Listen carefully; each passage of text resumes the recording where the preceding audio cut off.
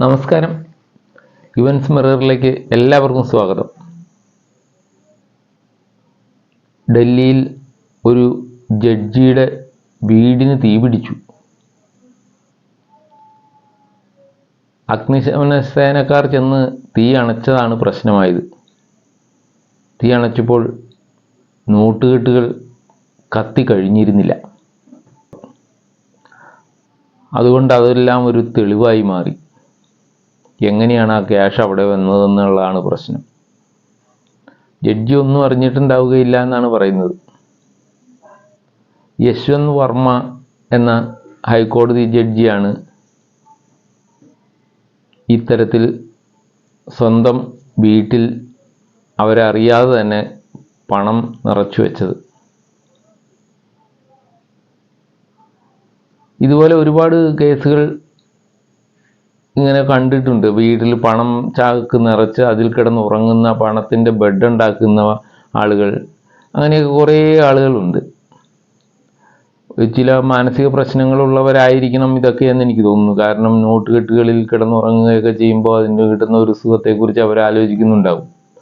അങ്ങനെയാവും അതിൻ്റെ കാരണമെന്ന് എനിക്ക് തോന്നുന്നു. അല്ലെങ്കിൽ നോട്ടുകെട്ടുകളിൽ കിടന്നുറങ്ങുക എന്നാണ് സാധാരണഗതിയിലുള്ള കോമൺ സെൻസ് ഉള്ള ആളുകൾക്ക് അത് ചെയ്യാൻ സാധിക്കുമെന്ന് തോന്നുന്നില്ല.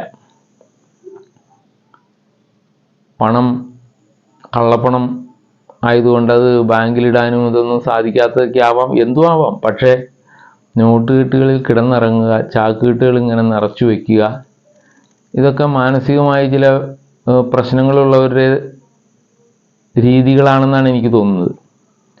അതെന്തും ആകട്ടെ, നമ്മുടെ ജുഡീഷ്യറിയുടെ അവസ്ഥയാണ് ഇതിൽ നിന്ന് നമ്മൾ തിരിച്ചറിയുന്നത്.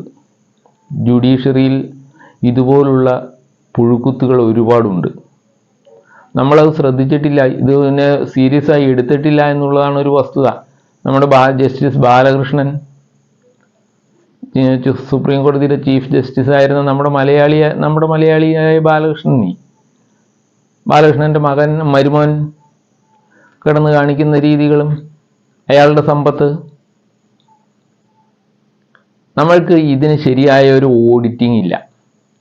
ജഡ്ജിമാർ എല്ലാ നിയമത്തിനും അതീതരായി തുടരുകയാണ്. സുപ്രീം കോടതിയിലെ ആയാലും ഹൈക്കോടതിയിലെ ആയാലും ജഡ്ജിമാരെല്ലാം നിയമത്തിൻ്റെ അപ്പുറത്തുള്ള നിൽക്കുന്നതായിട്ടാണ് നമ്മൾ കാണുന്നത്. അവരുടെ അഴിമതിയെക്കുറിച്ച് ആർക്കും അന്വേഷിക്കാൻ പറ്റില്ല. ലോകായുക്തയ്ക്ക് അവരെ ഒന്നും ചെയ്യാനാവില്ല. അവർ ലോകായുക്തയുടെ പരിധിക്ക് അപ്പുറമാണ്. എന്തുകൊണ്ടാണ് ഇങ്ങനെയൊക്കെ സംഭവിച്ചത്? ഇതിനു മുമ്പ് ബാലകൃഷ്ണന്റെ കേസ് വന്നപ്പോൾ മുതൽ നമ്മളത് അവോയ്ഡ് ചെയ്തു, അല്ലെങ്കിൽ രാഷ്ട്രീയക്കാർ അതിൽ ശ്രദ്ധിക്കാതെ വിട്ടു. അത് ജഡ്ജ് അല്ലെങ്കിൽ നിയമ സംവിധാനത്തിൻ്റെ അല്ലെങ്കിൽ ഇൻസ്റ്റിറ്റ്യൂഷനുകളുടെ എല്ലാത്തിനെയും ബാധിക്കുന്ന ഒരു സംവിധാനമാണ് ഈ രീതി. അത് പലതരത്തെയും ബാധിച്ചിട്ടുണ്ട്. അതിനെ രാഷ്ട്രീയപരമായി നമ്മൾ അതിനെ നോക്കി കണ്ടിട്ടില്ല. അല്ലെങ്കിൽ ഒരു രാഷ്ട്രത്തിൻ്റെ ഏറ്റവും ശക്തമായ ഒരു തൂണെന്ന നിലയിൽ നീതിന്യായ വ്യവസ്ഥയെ എങ്ങനെ കൊണ്ടുപോകണമെന്ന്, എങ്ങനെ നിയമപരമായി പരിശുദ്ധമായിരിക്കേണ്ട ഒരു അവസ്ഥയുണ്ട്. അതിനെ എങ്ങനെ കൊണ്ടുപോകണമെന്ന് നമ്മൾ നിർവചിച്ചിട്ടില്ല. ഒരു സുപ്രീം കോടതി കൊളീജിയമുണ്ട്. കൊളീജിയം എല്ലാത്തിനും അതീതരാണ്. സുപ്രീം കോടതി കൊളീജിയം ഓരോ ജഡ്ജിയുടെയും ജഡ്ജിമെൻറ്റും ഇപ്പോൾ ഹൈക്കോടതിയിലെ ഡിവിഷൻ ബെഞ്ച് പ്രഖ്യാപിക്കുന്ന ഒരു ജഡ്ജിമെൻറ്റ് ഭരണഘടനാ വിരുദ്ധമാണോ എന്ന് ആരും ആലോചിക്കുന്നില്ല. ഈ സുപ്രീം കോടതി കൊളീജിയം ചിന്തിക്കുന്നില്ല, അല്ലെങ്കിൽ ഭരണഘടനാ ബെഞ്ച് ഒരിക്കലും അതിനെക്കുറിച്ച് ആലോചിക്കുന്നില്ല. ആ കേസിനെ ആരെങ്കിലും ചലഞ്ച് ചെയ്തുകൊണ്ട് സുപ്രീം കോടതിയിൽ ചെന്നാൽ മാത്രമേ അവർ പോലും അത് അറിയുന്നുള്ളൂ, അല്ലെങ്കിൽ അവർ അത് ശ്രദ്ധിക്കുന്നുള്ളൂ. അപ്പോൾ രാഷ്ട്രീയപരമായി നമ്മൾ എന്ത് തീരുമാനമെടുക്കണം? ജഡ്ജിമാർ നിയമത്തിന് അതീതരല്ല, അവർ നിയമത്തിൽ ഉൾപ്പെടുന്നവർ തന്നെയാണ് എന്ന് തീരുമാനിക്കണം. ആ നിയമം നടപ്പാക്കുന്നതിലൂടെ അവർ അനധികൃതമായി പണം സമ്പാദിക്കുന്നുണ്ടെങ്കിൽ അത് അഴിമതി തന്നെയാണെന്ന് നമ്മൾ തീരുമാനിക്കണം. ആ അഴിമതി കണ്ടെത്താനുള്ള സംവിധാനങ്ങൾ ഉണ്ടാവണം. എന്തുകൊണ്ട് പാടില്ല? ഹൈക്കോടതിയിലെ ജഡ്ജ്മെൻറ്റുകൾ, സുപ്രീം കോടതിയിലെ ജഡ്ജ്മെൻറ്റുകൾ ഇത് വിലയിരുത്തപ്പെടുന്ന ഒരു സംവിധാനം ഇന്ത്യയിൽ ഉണ്ടാവണം. ആ ജഡ്ജ്മെന്റുകൾ ഭരണഘടനയ്ക്ക് വിരുദ്ധമാണെങ്കിൽ അതിനെ അന്നേരം തന്നെ ചോദ്യം ചെയ്യാനുള്ള സംവിധാനം ഉണ്ടാകണം. ആ ജഡ്ജ്മെന്റുകൾ നീതിന്യായ വ്യവസ്ഥയെ ലംഘിക്കുന്നതാണെങ്കിൽ, അല്ലെങ്കിൽ ഏതെങ്കിലും ഒരു പാവപ്പെട്ടവനെയോ അല്ലെങ്കിൽ അതുപോലെയുള്ള ന്യൂനപക്ഷമായ രീതിയിലുള്ളവരോ അല്ലെങ്കിൽ സാമ്പത്തികമായി പിന്നോക്കം നിൽക്കുന്നവരെയോ ദോഷകരമായി ബാധിക്കത്തക്ക രീതിയിൽ പണം കൊടുത്ത് വലിയവർ വിധികൾ നേടുന്നുണ്ടെങ്കിൽ അതിനെ സ്ക്രൂട്ടിനൈസ് ചെയ്യാൻ നമ്മൾ സിസ്റ്റത്തിൽ സംവിധാനമില്ല. അതുകൊണ്ടാണ് അങ്ങനെ വരുന്നത്. ആ രീതി നമ്മൾ മാറ്റേണ്ടിയിരിക്കുന്നു. ഇപ്പോൾ കേന്ദ്ര ഗവൺമെൻറ് ഒരു കമ്മിറ്റിയെ വയ്ക്കുക, അല്ലെങ്കിൽ ഒരു 3-4 മെമ്പേഴ്സുള്ള ഒരു വാച്ച് ഡോഗിനെ, അതായത് ജഡ്ജ്മെൻറ്റുകൾ നിരീക്ഷിക്കാൻ ഇന്ത്യൻ ഭരണഘടന അനുസരിച്ച് തന്നെയാണോ ഈ ജഡ്ജ്മെൻറ്റുകൾ എന്ന് എല്ലാ ജഡ്ജ്മെൻറ്റുകളെയും വിലയിരുത്താനുള്ള ഒരു സംവിധാനം ഉണ്ടാക്കണം. ഇന്ത്യയിൽ പണം കൊണ്ട് വിജയങ്ങൾ നേടുന്നു. വിജയങ്ങൾ എന്ത് വഴിയിൽ? നിയമവഴിയിൽ നേടുന്നു.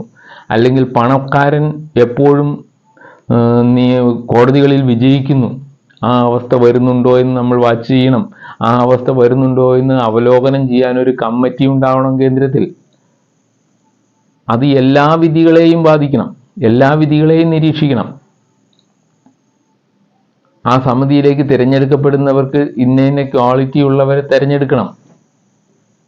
സുപ്രീം കോടതിയിലെ ജഡ്ജിമാരാവാം, ഹൈക്കോടതിയിലെ ജഡ്ജിമാരാകാം, ഇങ്ങനെയുള്ളവരെ തിരഞ്ഞെടുക്കണം. എന്ന് പറഞ്ഞാൽ ഹൈക്കോടതിയിലെ ജഡ്ജിമാരു കൂടാതെ ഇന്ത്യയിലെ നീതിന്യായ വ്യവസ്ഥയെ വ്യക്തമായി കാണുകയും നിരീക്ഷിക്കുകയും ചെയ്യുന്ന ശക്തരും വ്യക്തമായ വീക്ഷണമുള്ളവരുമായ രാഷ്ട്രീയ പ്രവർത്തകരെയും ആവാം.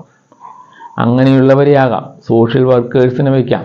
ഈ രീതിയിലുള്ള ആളുകളെ ഉൾപ്പെടുത്തിക്കൊണ്ട് ഒരു കമ്മിറ്റി ഉണ്ടാക്കി അത് ഇന്ത്യൻ ഭരണഘടനയ്ക്ക് അനുസരിച്ചാണോ ഇവിടുത്തെ കോടതി വിധികൾ ഉണ്ടാകുന്നത് എന്ന് വിലയിരുത്താനുള്ള ഒരു സംവിധാനം ഉണ്ടാക്കണം.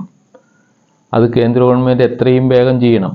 അല്ലെങ്കിൽ ഈ സംവിധാനത്തിൽ വന്നുപെട്ടിട്ടുള്ള ഈ പുഴുക്കുത്തുകളെ നമ്മൾ ഇപ്പോൾ തന്നെ നേരിട്ടിട്ടില്ലെങ്കിൽ അത് ഏറ്റവും വലിയ അപകടമായി തീരും. ഇവിടുത്തെ ജനങ്ങൾക്ക് നീതി നിഷേധിക്കപ്പെടും. ആ നിഷേധിക്കപ്പെടുന്ന നീതിയെ ആർക്കും പിന്നീട് ഒരു കാലഘട്ടം കഴിഞ്ഞ് തിരിച്ചു കൊണ്ടുവന്നിട്ട് കാര്യമില്ല. ഈ സംവിധാനത്തിലുള്ള വിശ്വാസം മൊത്തം പോവും അപ്പോഴേക്കും. അതുകൊണ്ട് ഈ സംവിധാനത്തെ രക്ഷിക്കേണ്ടത് നമ്മളാണ്. ഭരണഘടനാപരമായി അത് നിലനിൽക്കുന്നുണ്ടോ എന്ന്, അല്ലെങ്കിൽ അതിൻ്റെ പ്രവർത്തനങ്ങൾ ഭരണഘടനാപരമായി ആണോ എന്ന് വീക്ഷിക്കേണ്ടത് നമ്മളാണ്. വിധി എഴുതേണ്ടതും നമ്മളാണ്. അവിടെ ജഡ്ജി എന്നോ ചീഫ് ജസ്റ്റിസ് എന്നോ വ്യത്യാസം വരാൻ പാടില്ല. അവരെല്ലാവരും നിയമത്തിന് അതീതരല്ല, നിയമത്തിൽ ഉൾപ്പെടുന്നവർ തന്നെയാണ് എന്ന് വരുത്തി തീർക്കണം. നിയമത്തിൽ ഉൾപ്പെടുന്ന നിയമ സംവിധാനത്തിൽ ഉൾപ്പെടുന്നവർ തന്നെയാണ് ഇവർ, നിയമം അനുസരിക്കേണ്ടവരുമാണ് എന്ന് നമ്മൾ വരുത്തി തീർക്കണം. അവരെ അതിൽ ഉൾപ്പെടുത്തണം. അപ്പോൾ മാത്രമേ ഈ സിസ്റ്റത്തിന് നിലനിൽക്കാനാവൂ കാലാകാലം. അല്ലെങ്കിൽ അതിൻ്റെ വിശ്വാസ്യത എന്നേക്കുമായി നഷ്ടപ്പെട്ടു പോകും. അത് നഷ്ടപ്പെട്ടു പോകാതിരിക്കാൻ വളരെ ശ്രദ്ധയോടെ എല്ലാ രാഷ്ട്രീയക്കാരും കൂടിച്ചേർന്ന്, അല്ലെങ്കിൽ എല്ലാ ഭരണഘടന അനുസരിച്ച് പ്രവർത്തിക്കുന്ന എല്ലാവരും കൂടിച്ചേർന്ന് ഇങ്ങനെയൊരു കമ്മിറ്റിയോ ഒരു സമിതിയോ രൂപീകരിച്ച് എല്ലാ നിയമപ്രവർത്തനങ്ങളെയും വീക്ഷിക്കുന്ന ഒരു സമിതിയെ രൂപീകരിക്കേണ്ടിയിരിക്കുന്നു. അത് കേന്ദ്രത്തിൽ ഉണ്ടാകുന്നത് ഏറ്റവും നല്ലതാണ്. അല്ലെങ്കിൽ ഇതുപോലെയുള്ള പുഴുക്കുത്തുകൾ നമ്മൾക്ക് എടുത്തു കളയാൻ പറ്റാതെ വരും. ഓക്കെ, തീർച്ചയായിട്ടും പണച്ചാക്കുകളിൽ ഉറങ്ങുന്നത് ജഡ്ജിമാർ പണച്ചാക്കുകളിൽ ഉറങ്ങുന്നത് അത്ര സുന്ദരമായ ഒരു സ്വപ്നമോ അത്ര സുന്ദരമായ ഒരു കാലമോ ആയിരിക്കില്ല എന്ന് എനിക്ക് തോന്നുന്നു. Thank you. വീണ്ടും കാണാം.